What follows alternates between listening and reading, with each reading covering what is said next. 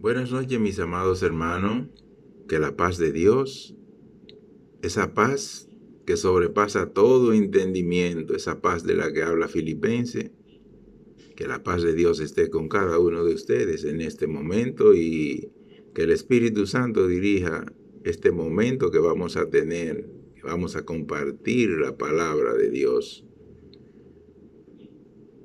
Anoche, mientras le daba los toques finales a lo que yo pensaba que iba a ser la meditación del día de hoy, revisé un periódico digital y me encontré con un titular que quiero compartir con ustedes.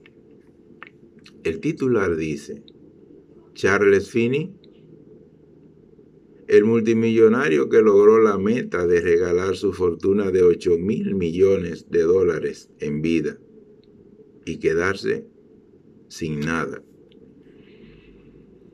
Hace algunos días yo había visto que había un millonario que estaba a punto de lograr la meta y la meta era lo que ustedes acaban de oír: regalar toda su fortuna en vida y quedarse sin nada.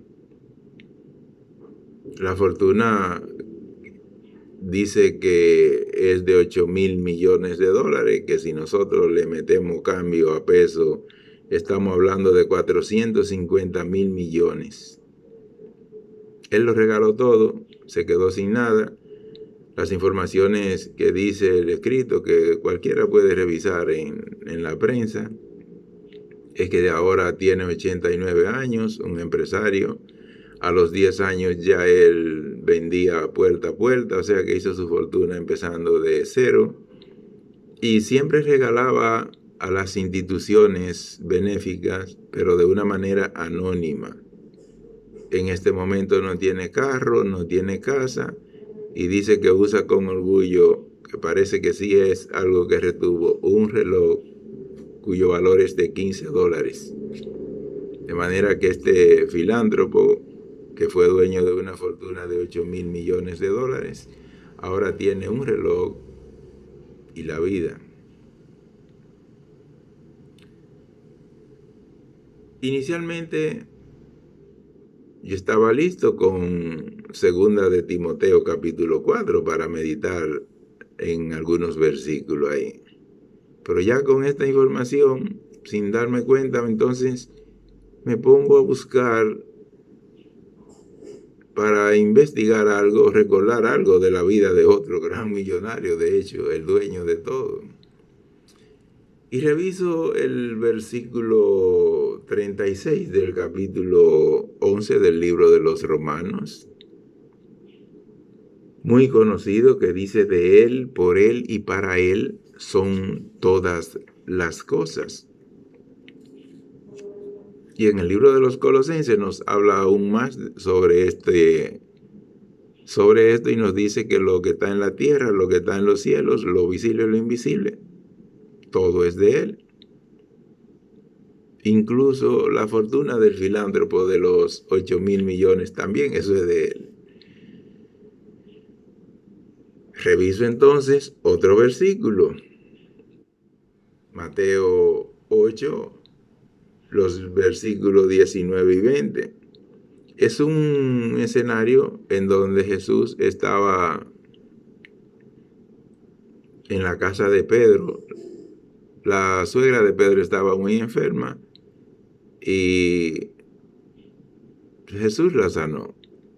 Un escriba le dice en ese momento: Señor, te seguiré donde quiera que vayas.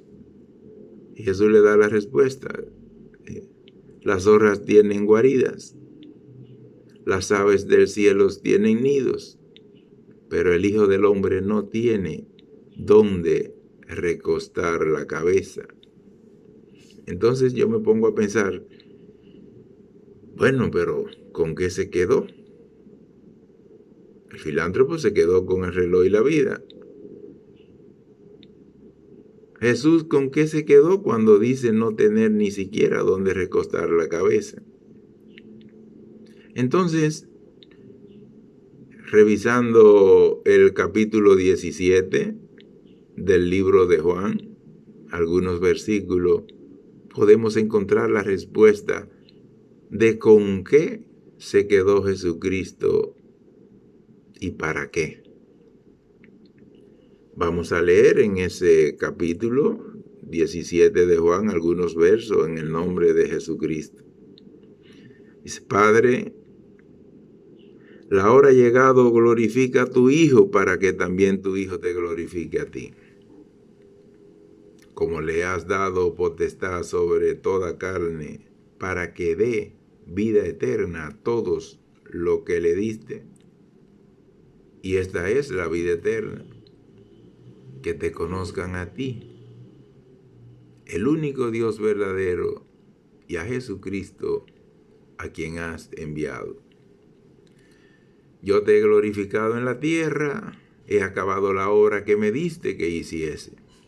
Ahora pues, Padre, glorifícame tú al lado tuyo, con aquella gloria que tuve contigo antes que el mundo fuese.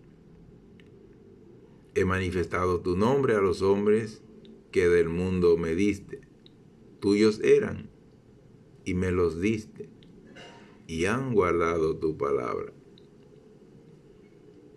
Ahora han conocido que todas las cosas que me ha dado proceden de ti, porque las palabras que me diste les he dado, y ellos las recibieron, y han conocido verdaderamente que salí de ti, y han creído que tú me enviaste.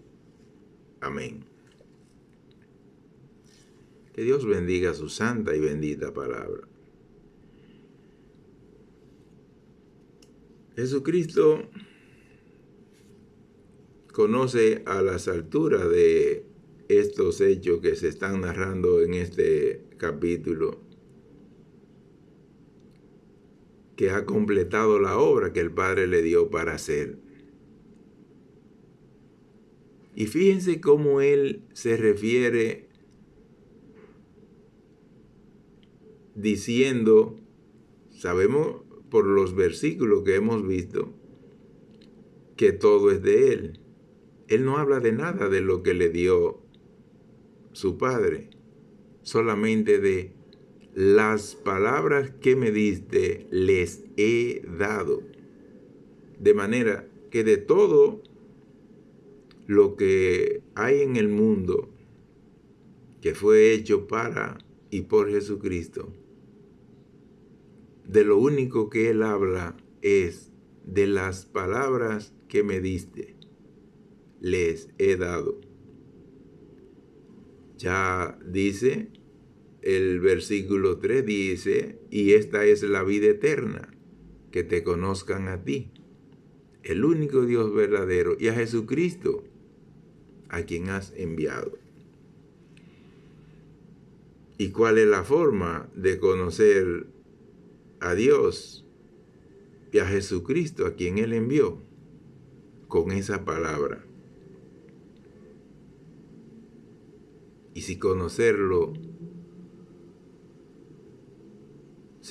a Dios y conocer a Jesucristo es la vida eterna, entonces, por eso Jesús retuvo de todo lo que le dieron solamente dos cosas.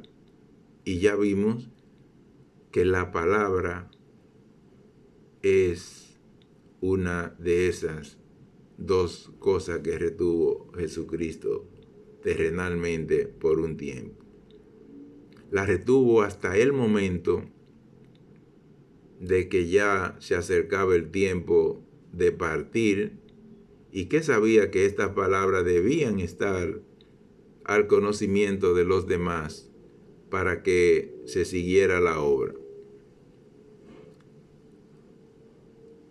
El versículo 14 dice, yo les he dado tu palabra y el mundo los aborreció, porque no son del mundo, como tampoco yo soy del mundo. De manera, mis hermanos, que es evidente en este versículo que lo que diferencia a un cristiano de una persona del mundo es el conocimiento de la palabra. Yo les he dado tu palabra.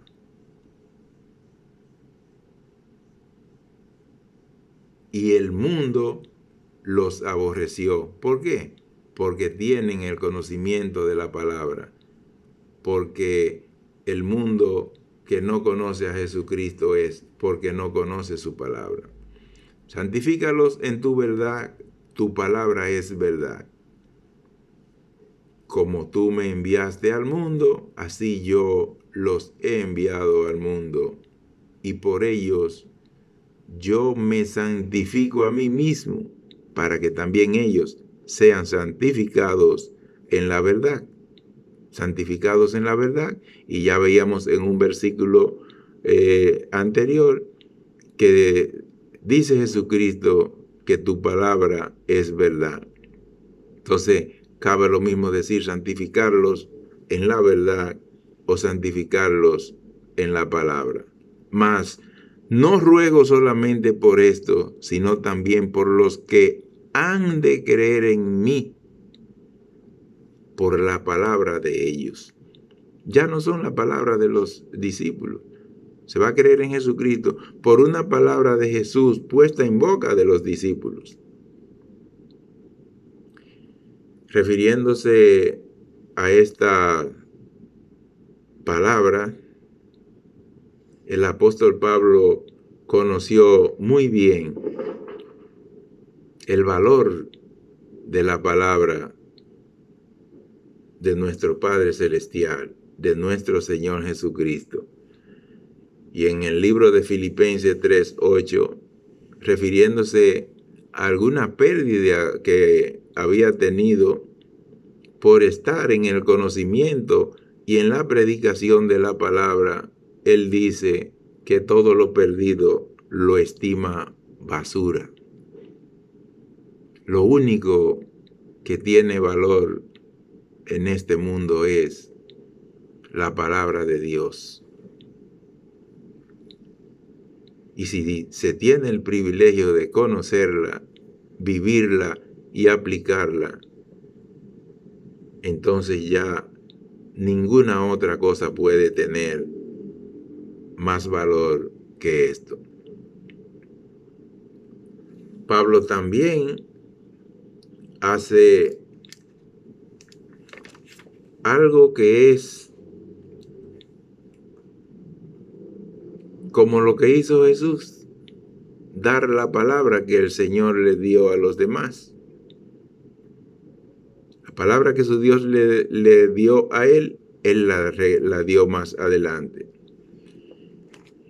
Y el apóstol Pablo, en el libro 2 de Timoteo, capítulo 4, ya desde los últimos versículos del capítulo 3, venía diciendo algunas recomendaciones a un discípulo que fue para Pablo su hijo en la fe. Así se refiere Pablo a Timoteo, como su hijo en la fe. Y daba algunas recomendaciones especiales.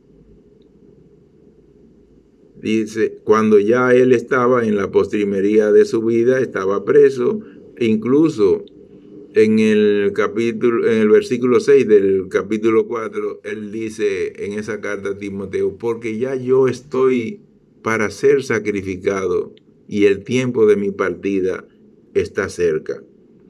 Conociendo esto, como también lo conocía Jesús al momento de dar testimonio a su padre de que había terminado, Pablo entonces hace lo siguiente, escribirle a Timoteo y dice, pero persiste tú en lo que has aprendido y te persuadiste, sabiendo de quién has aprendido, y que desde la niñez has sabido las sagradas escrituras. ¿Qué son las sagradas escrituras?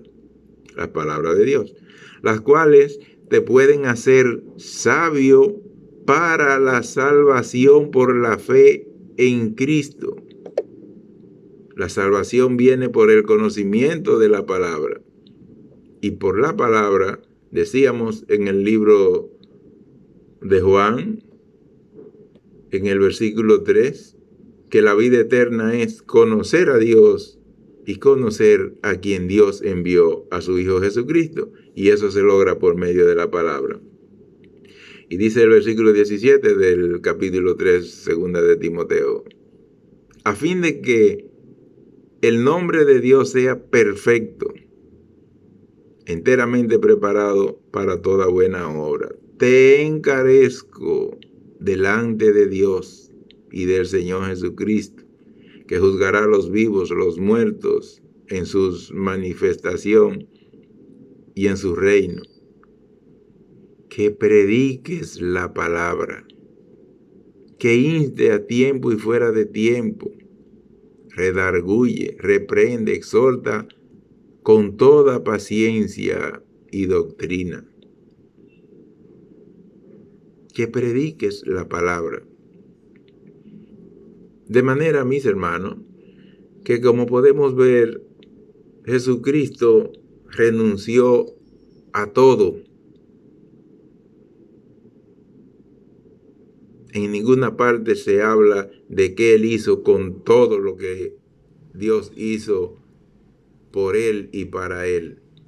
Aquí nos habla de que Él se quedó con la palabra que Dios le dio hasta el momento de darla a sus discípulos, para que con esas mismas palabras nosotros sigamos haciendo el trabajo de que otros sigan conociendo a Dios, sigan conociendo a Jesucristo y sigan teniendo la oportunidad de tener vida eterna.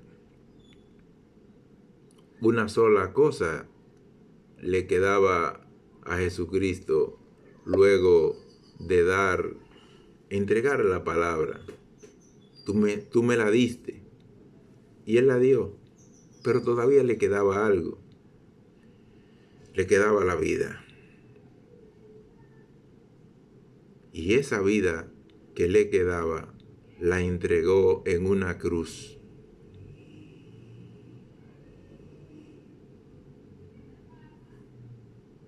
Para perdonar mis pecados, tus pecados, y para darnos vida eterna. Dio la palabra y dio la vida. Mis hermanos, aquí está la respuesta. Reteniendo lo mejor. ¿Para qué? Jesucristo retuvo lo mejor de todo lo creado, de lo mejor de todo lo que Dios le dio. La palabra, para por medio de la palabra darnos salvación y vida eterna.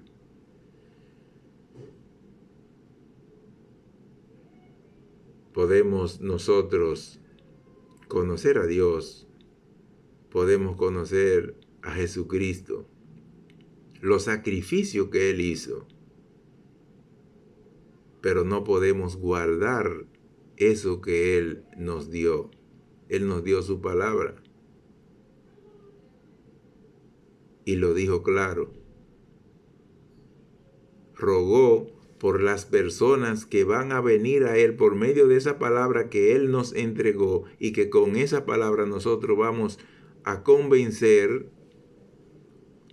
Nosotros no vamos a convencer, las palabras van a convencer a esas personas a quienes expongamos a ella, al conocimiento de Dios, al conocimiento de Jesucristo, y que sean merecedores de la vida eterna, de vivir en ese paraíso que nuestro Señor Jesucristo ha preparado para cada uno de nosotros.